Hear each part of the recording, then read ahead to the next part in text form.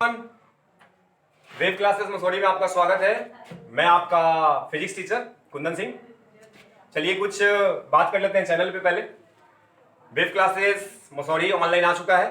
Channel का name आप search कीजिएगा यूट्यूब पे जाके, वेव क्लासेस मसौड़ी के नाम से आपका ये चैनल आ जाएगा। आप उस पर सब्सक्राइब कीजिए, बेल दबाइए, लाइक कीजिए जो वीडियो जा रहा है। बेहतर अगर लगे तो लाइक कीजिएगा। जो इससे एडमिटेड है, वेब क्लासेस से जो बच्चे एडमिटेड है वो सब्सक्राइब जरूर कर ले। बाकी ऑडियंस पे डिपेंड करता है कि उसको कंटेंट कैसा लगा। अगर कंटेंट अच्छा लगे तो इसको शेयर कीजिए, लाइक कीजिए, ठीक है। देखिए इसमें क्या पढ़ाई होगा इस चैनल पे, किस चीज से हम लोग रिलेट करते हैं। तो यहाँ पे एकेडमिक चलेगा और साथ साथ कॉम्पिटिशन चलता है। एकेडमिक हम लोग 9 से 12 तक लेके चल रहे हैं और नीट और जेई चल रहा है। इसमें अगर छोटा मोटा और कॉम्पिटिशन आया तो पॉलिटेक्निक आता है और साथ में पैरामेडिकल आता है। तो अगर आप इस से रिलेटेड अगर कोई फॉर्म डालने वाले थे या तैयारी कर रहे थे तो आप कमेंट में इसका रिप्लाई दे सकते हैं, जिसके बेसिस पे हम लोग उसका वीडियो प्रोवाइड कर देंगे, ठीक है। अब इससे हम आगे बढ़ते हैं कि हम लोग क्या पढ़ेंगे अब। तो देखिए क्लासेस में हम लोग एनसीईआरटी का अगर हम फिजिक्स पढ़ा रहे हैं तो इसके सिलेबस के अकॉर्डिंग बात कर लेते हैं स्टार्टिंग में 2 मिनट।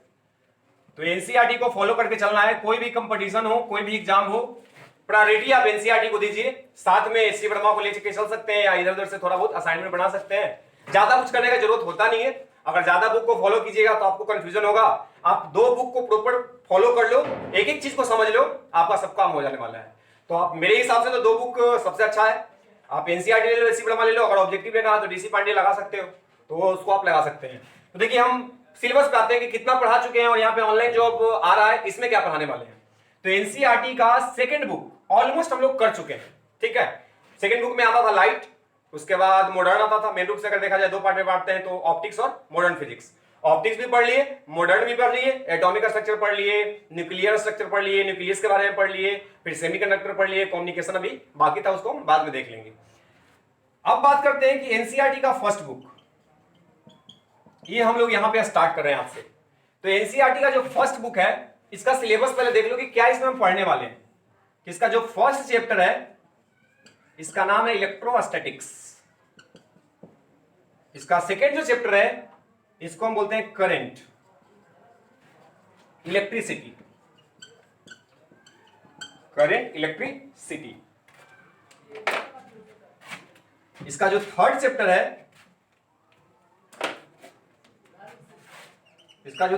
है इसको हम बोलते हैं magnetic effect of current. Shortcut में लिख रहे हैं मैग्नेटिक इफेक्ट ऑफ करंट। अगर फोर्थ चैप्टर पे आएंगे तो हम बोल सकते हैं इलेक्ट्रोमैग्नेटिक इंडक्शन। फैराडे लॉ आप नाम सुने होंगे इलेक्ट्रोमैग्नेटिक इंडक्शन का।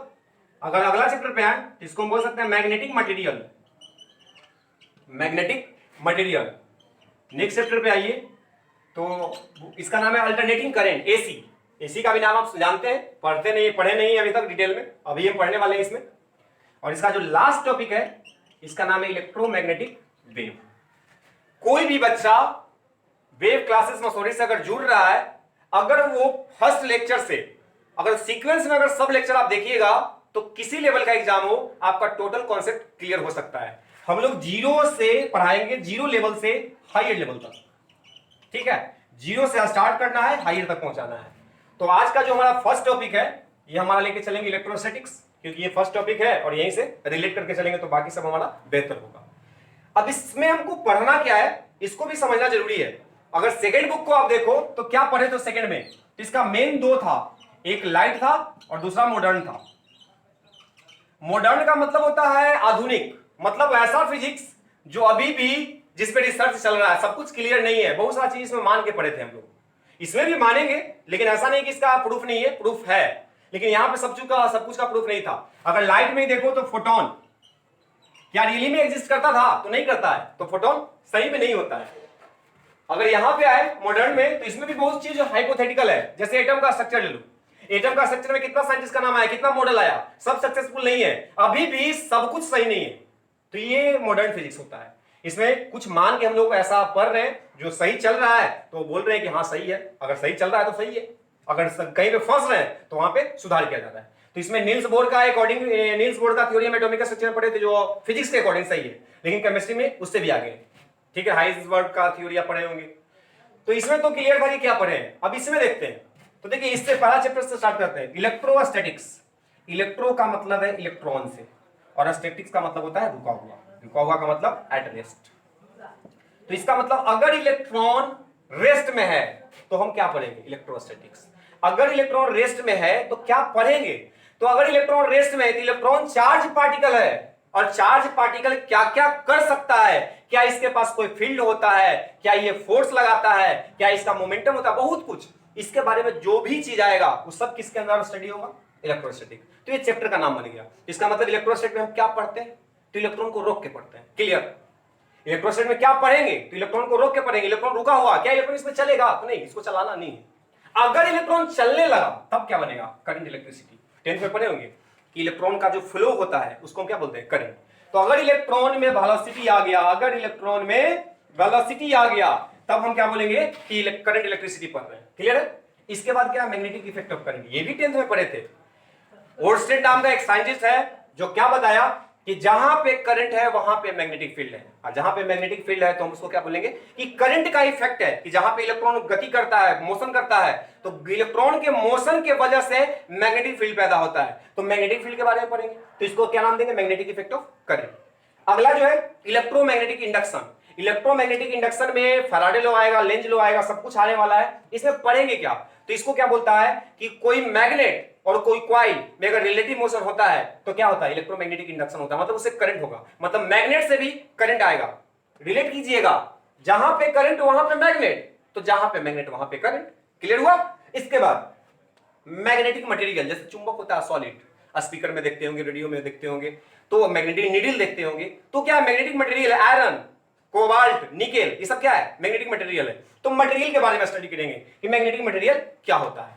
अगला चैप्टर देखो, अल्टरनेटिंग करंट। अल्टरनेटिंग करंट कैसे चलता है, जनरल अगर बात कर रहे हैं, हम टॉपिक समझा रहे हैं, डिटेल में बात करेंगे, तो अल्टरनेटिंग करंट में हम जनरली देखते हैं कि ग्राफ ऐसे जा रहा है, मतलब जो करंट है वो इस फॉर्म में चलता है, नेगेटिव भी जाता है और पॉजिटिव भी जाता है। ये पॉजिटिव वैल्यू है, नेगेटिव वैल्यू है। तो इसको हम पढ़ेंगे एसी में, अल्टरनेटिंग करंट जिसको बोलते हैं, जिसका अल्टरनेटिंग का मतलब क्या है कि जिसका वैल्यू अल्टरनेट हो रहा है, चेंज हो रहा है। देखो प्लस माइनस जीरो चेंज हो रहा है ना, इसको हम बोलेंगे कि एसी है। लास्ट टॉपिक है इलेक्ट्रोमैग्नेटिक वेव। इलेक्ट्रोमैग्नेटिक वेव में क्या पढ़ने वाले हैं कि इसमें भी इलेक्ट्रॉन होगा लेकिन एक्सेलरेशन होगा। इसमें एक्सेलरेशन तो आप बचपन में पढ़े थे। एक्सेलरेशन का मतलब किसी पार्टिकल पे अगर फोर्स लगाएंगे तो पार्टिकल में मोशन आएगा, अगर फोर्स लग रहा है कॉन्टिन्यूअस तो ये एक्सेलरेट करेगा, मतलब फोर्स अगर लगातार बढ़ा रहे हैं तो इसका वेलोसिटी भी बढ़ते रहेगा, या फोर्स कांस्टेंट रख रहे हैं हालांकि लगातार है, फोर्स लग रहा है इस पे, ये मोशन में फोर्स लग रहा है, इसका मतलब इसका वेलोसिटी बढ़ेगा। अगर वेलोसिटी बढ़ेगा तो इलेक्ट्रोमैग्नेटिक वेव पैदा करेगा।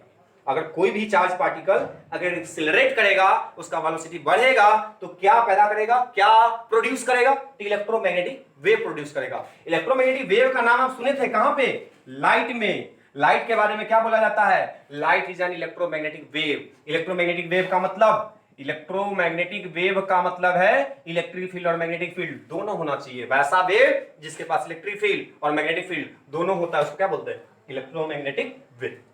क्लियर है। अब यहां से कुल मिला के अगर देखा जाए पूरा किताब को, एनसीईआरटी का फर्स्ट पार्ट देखा जाए तो आप देख लो हर जगह इलेक्ट्रॉन है। इसका मतलब जो फर्स्ट बुक है इसमें केवल और केवल किसका स्टडी करेंगे हम लोग, इलेक्ट्रॉन।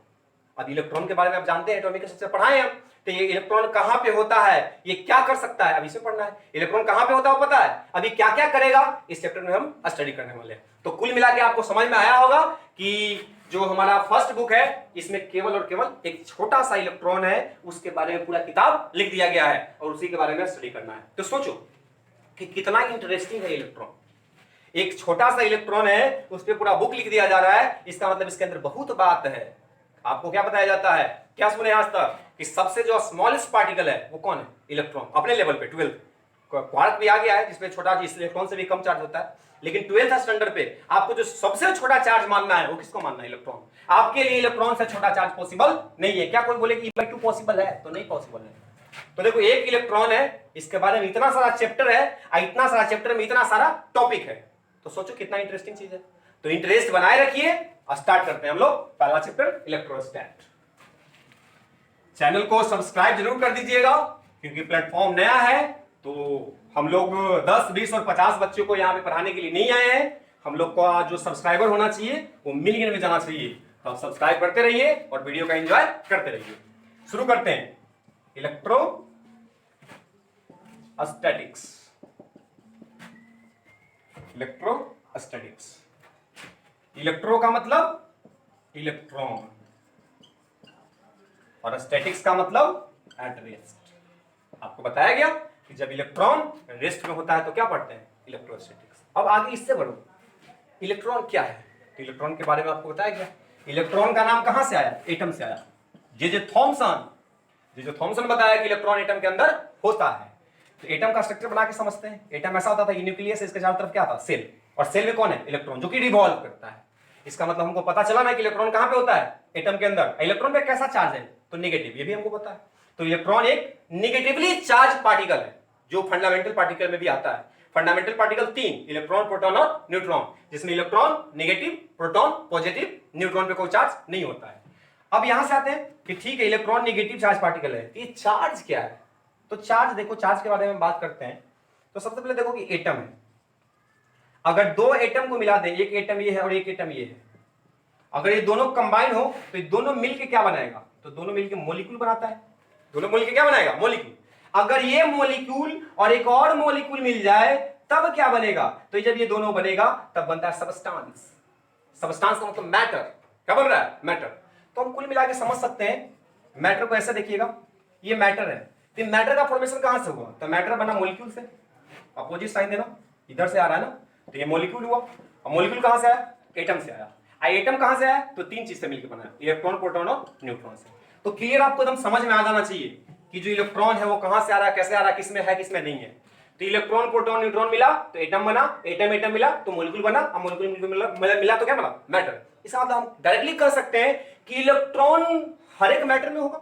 मैटर को देखा जाए तो जनरली अगर हम बांटे तो ये 3 टाइप का है, एक है सॉलिड, एक है लिक्विड और एक है गैस। अभी तीनों तो मैटर है। अब तीनों जो मैटर है वो किससे मिलकर बना होगा, एटम। एटम किससे मिलकर बना, इलेक्ट्रॉन, प्रोटॉन, न्यूट्रॉन। तो सॉलिड हो, लिक्विड हो, गैस हो, कुछ भी हो, सब किससे मिलकर बना, इलेक्ट्रॉन, प्रोटॉन, न्यूट्रॉन। तो आज के बाद हम ध्यान रखेंगे कि कोई भी धरती पे ऐसा मटेरियल नहीं है, कोई ऐसा मैटर नहीं है जिसमें इलेक्ट्रॉन, प्रोटॉन, न्यूट्रॉन ना हो। सबके अंदर किसका है, इलेक्ट्रॉन, प्रोटॉन, न्यूट्रॉन, क्योंकि फॉर्मेशन तो यहीं से हुआ है ना, तो सबके अंदर ये चीज तो होगा ही। क्लियर बात है। तो हम इसको डिफाइन करते हैं चार्ज को। इसमें देखिए, इलेक्ट्रॉन कैसा, नेगेटिव, प्रोटॉन कैसा, पॉजिटिव। तो क्या बोलेंगे कि इलेक्ट्रॉन जो होता है ना, किसी भी मैटर का अपना एक प्रॉपर्टी है। इलेक्ट्रॉन क्या होता है, इलेक्ट्रॉन या चार्ज। इलेक्ट्रॉन के बारे में बोल रहे हैं तो उसका चार्ज को डिफाइन करना है कि what is charge. First question आप लिख सकते हैं ऐसे। आप जो बच्चे एडमिटेड हैं वो इस नंबर पे व्हाट्सएप कीजिएगा तो आपको प्रॉपर पीडीएफ मिल जाएगा। जो क्लास में हम डिस्कस कर रहे हैं वो लिखा हुआ आपको मिल जाएगा। अगर लिखा हुआ मिल जाएगा तो आपका कॉन्सेप्ट क्लियर रहेगा। तो इस नंबर पे आप मैसेज कीजिएगा, आपको प्रोवाइड कर दिया जाएगा। तो हम यहां से सबसे फर्स्ट क्वेश्चन लेके चलते हैं। सब कुछ बेसिक क्लियर हो गया, इलेक्ट्रॉन, प्रोटॉन, न्यूट्रॉन कहां से है, एटम क्या है और मैटर क्या है और मॉलिक्यूल क्या है। अब पढ़ना क्या है हमको, तो इलेक्ट्रॉन को रोक के पढ़ना है। तो सबसे पहले इलेक्ट्रॉन के बारे में थोड़ा और आगे बढ़ते हैं। तो इलेक्ट्रॉन एक नेगेटिवली चार्ज पार्टिकल था। तो सबसे पहला क्वेश्चन है what is charge. What is charge, what is charge का मतलब क्या है। इसको अगर हिंदी में बात करें, हिंदी मीडियम, इंग्लिश मीडियम, दोनों बच्चे इस वीडियो को देख के पूरा कॉन्सेप्ट को क्लियर कर सकते हैं। यहाँ पे जो लैंग्वेज चल रहा है वो लिखा हुआ तो इंग्लिश में है, साथ में कुछ हिंदी भी लिखेंगे और सुनने वाले को दोनों समझ में आएगा। हिंदी प्लस इंग्लिश मिक्स रहेगा। इसको क्या बोलते हैं, आवेश। तो हमारा क्वेश्चन है कि आवेश क्या है। आवेश 2 टाइप का है, एक पॉजिटिव है और एक नेगेटिव है। हमको डिफाइन करना है कि आवेश क्या है। तो हम बोल सकते हैं कि आवेश किसी भी पदार्थ का एक अपना मूल गुण है, उसका अपना प्रॉपर्टी है। किसी भी मैटर का चार्ज अपना एक प्रॉपर्टी है जिसके वजह से वो इलेक्ट्रिक फील्ड या मैग्नेटिक फील्ड को प्रोड्यूस कर सकता है। क्यों, ऐसा क्यों बोल रहे हैं कि इलेक्ट्रिक फील्ड और मैग्नेटिक फील्ड को प्रोड्यूस कर सकता है। तो देखिए, इलेक्ट्रॉन नेगेटिव चार्ज पार्टिकल है, अगर इसमें वेलोसिटी है या एक्सेलरेशन है, एक्सेलरेशन ले लो, तो अगर एक्सेलरेशन होगा तो क्या निकलता है, इलेक्ट्रोमैग्नेटिक वेव। तो ये चार्ज पार्टिकल है तभी इलेक्ट्रोमैग्नेटिक वेव निकालेगा। क्या किसी भी पार्टिकल को, ये भी एक पार्टिकल है मारकर, प्लास्टिक, अब इसको अगर हम फेंक दें तो क्या ये मैग्नेटिक फील्ड पैदा करेगा, इलेक्ट्रिक फील्ड पैदा करेगा, तो ऐसा बात नहीं है, क्योंकि इसके अंदर भी इलेक्ट्रॉन, प्रोटॉन है। लेकिन ओवरऑल देखा जाए तो चार्ज 0 है। अगर चार्ज जीरो है तो चार्ज नहीं है मान के चलेंगे, अगर चार्ज नहीं है तो इलेक्ट्रोमैग्नेटिक वेव नहीं आ सकता है। तो इलेक्ट्रोमैग्नेटिक वेव का कॉन्सेप्ट क्या है कि अगर कोई चार्ज पार्टिकल एक्सेलरेशन में है तो इलेक्ट्रोमैग्नेटिक वेव निकालेगा। इलेक्ट्रोमैग्नेटिक का मतलब इलेक्ट्रिक प्लस मैग्नेटिक फील्ड दोनों निकालेगा। तो हम क्या बोल सकते हैं कि charge is a property of matter due to which it produces electric field as well as magnetic field. Clear concept है। आवेश किसी भी पदार्थ का वह गुण है जिसके कारण वह विद्युतीय क्षेत्र और चुंबकीय क्षेत्र को पैदा कर सकता है। तो ये क्लियर हुआ कि चार्ज क्या है। और ये भी बताया कि देखो किसी भी पदार्थ का अपना गुण है। ऐसा क्यों बोले क्योंकि पदार्थ जो बना, पदार्थ का मतलब हम क्या बोल रहे हैं मैटर। तो मैटर का जो निर्माण हुआ है, फॉर्मेशन हुआ है, वो कहां से हुआ? इलेक्ट्रॉन प्रोटॉन और न्यूट्रॉन से। तो इलेक्ट्रॉन सब पदार्थ में ना होगा जी, तो इसका अपना गुण हुआ कि नहीं हुआ? बिल्कुल हुआ। इसलिए बोल रहे हैं कि अपना एक गुण होता है।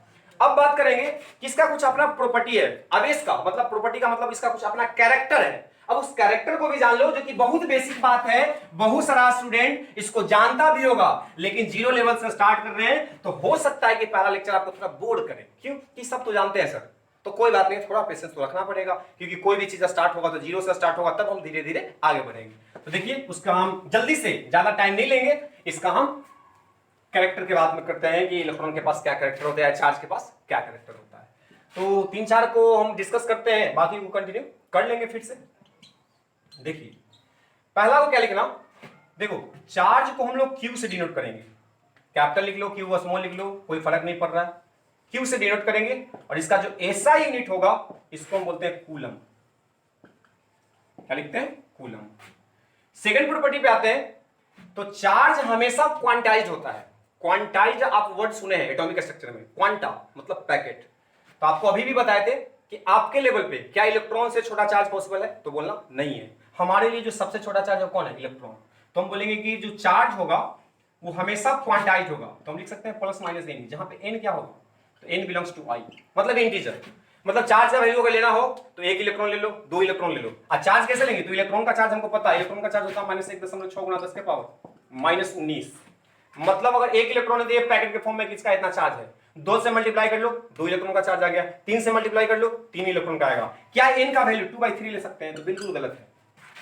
2/3 का इसका मतलब इलेक्ट्रॉन को तोड़ रहे हैं, जो कि पॉसिबल नहीं है। तो क्या याद रखना कि इलेक्ट्रॉन का जो चार्ज होता है या जो चार्ज है वो हमेशा क्वांटाइज्ड होता है। अगला पॉइंट पे आते हैं। तो चार्ज हमेशा कंजर्व होता है। चार्ज हमेशा कंजर्व है। मार्कर में थोड़ा इंक खत्म है, कोशिश करते हैं डालने का, लेकिन वीडियो बढ़ जाएगा। चलो ट्राई कर लेते हैं। कंजर्व का मतलब क्या होता है? तो कंजर्वेशन आप पढ़े हैं कि जो चीज पैदा नहीं होता वो खत्म भी नहीं होता है, वो हमारे बस का नहीं है, वो नेचुरल है। नेचर जो चीज दिया है, क्या हम चाह के उसको खत्म कर सकते हैं? तो बिल्कुल नहीं, हम तो नहीं कर सकते, बाकी आदमी के बस का नहीं है। नेचर का अगर क्रिएशन है तो नेचर ही इसको डिस्ट्रॉय कर सकता है। तो क्या बोला? चार्ज बताओ हम लोग बनाए, ये मैटर जो दुनिया क्या हम लोग बनाए? नहीं, ये गॉड गिफ्टेड है। तो ये इलेक्ट्रॉन प्रोटॉन न्यूट्रॉन वहीं से आया है, तो इसको क्या बोलेंगे कि नेचर का गिवन है। तो जब नेचर का गिवन है तो ना इसको हम बनाए हैं तो खत्म भी नहीं कर सकते। तो इसको क्या बोलते हैं कि it can not be created, या इसको प्रोड्यूस कर सकते हैं या खत्म कर सकते हैं, नाइदर बी डिस्ट्रॉयड। क्लियर है? तो चार्ज को ना तो हम पैदा कर सकते हैं ना तो खत्म कर सकते हैं, वो हमेशा कंजर्व है, मतलब उसका वैल्यू हमेशा फिक्स है। ये हो सकता है ट्रांसफर हो जाए, अगर एक ऑब्जेक्ट है और एक ऑब्जेक्ट है, इसमें से इलेक्ट्रॉन निकल के इसमें चल जाए, इसमें से निकल के इसमें चल जाए, ये पॉसिबल है। लेकिन यहां से निकल के खत्म हो जाए, ये पॉसिबल नहीं है। तो चार्ज के बारे में क्या बोलेंगे? Charge is always conserve, it means it can neither be created nor be destroyed. Fourth point पे आते हैं। देखो ये भी इंपॉर्टेंट कैरेक्टर है, जानते भी हैं। नेचुरली प्लस प्लस में क्या होता है? रिपल्सन। सेम जाति का अगर आदमी है, सेम जाति ऐसा ले लो, बॉय है, तब क्या होगा? रिपल्सन होगा। अगर यहां पे माइनस माइनस कर दें, दोनों गर्ल है, फिर भी क्या होगा? रिपल्सन। तो आप ऐसे समझ सकते हैं नेचर का देन है कि अगर प्लस प्लस है तो सेम जात का हुआ, तो एक जैसा हुआ तो क्या होगा? रिपल्सन। लेकिन अगर अपोजिट हुआ तो क्या होगा? अट्रैक्शन। तो इसको भी ध्यान रखना। ऐसे उम्मीद करते हैं कि आप सबको पता ही होगा, लेकिन फिर से हम रिपीट कर रहे हैं। फिफ्थ पॉइंट इसका है कि देखो आइंस्टीन क्या बताया। आइंस्टीन पे आ रहे हैं हम इसलिए कि आइंस्टीन के हिसाब से अगर कोई ऑब्जेक्ट है और इसमें वेलोसिटी आएगा तो इसका मास इंक्रीज करेगा।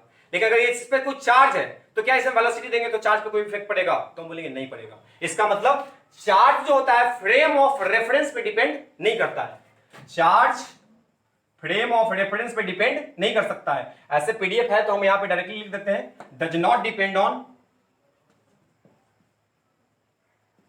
Does not depend on frame of reference. Frame of reference भी आपको 11th में पढ़ा होगा, अगर नहीं समझ में आएगा तो कमेंट कर दीजिएगा, हम इसको अगला क्लास में मतलब रिपीट कर देंगे कि फ्रेम ऑफ रेफरेंस क्या होता है। ऐसे में फिलहाल मान के चल रहे हैं कि आपको आता होगा। तो क्या समझ में आया कि चार्ज जो होता है वो फ्रेम ऑफ रेफरेंस पे डिपेंड नहीं करता है। अगर चार्ज मोशन में है तो अगर 2 कूलम का चार्ज है तो मोशन में है तो फिर भी 2 कूलम रहेगा, अगर रेस्ट में फिर भी 2 कूलम है, अगर वो दौड़ रहा है एक्सीलरेशन में फिर भी 2 कूलम रहेगा। लेकिन मास का फर्क पड़ता है, अगर ये मास है, इसका मास 1 किलोग्राम है तो वेलोसिटी आएगा, इसका मास इंक्रीज कर जाएगा। तो मास चेंज होता है लेकिन चार्ज चेंज नहीं होता है। तो ये 5 पॉइंट आपको क्लियर हुआ होगा उम्मीद करते हैं। तो ये तो फर्स्ट लेक्चर है, बेसिक बात है, आगे हम लोग कंटिन्यू करते रहेंगे। आप हमारे साथ वेब क्लासेस मसूरी पे जुड़े रहिए, सब्सक्राइब करिए, उसका बेल दबाइए और इसको शेयर कीजिए, लाइक कीजिए, ठोकिए कस के, ताकि हम लोग का थोड़ा पॉपुलैरिटी इंक्रीज करे। Thank you.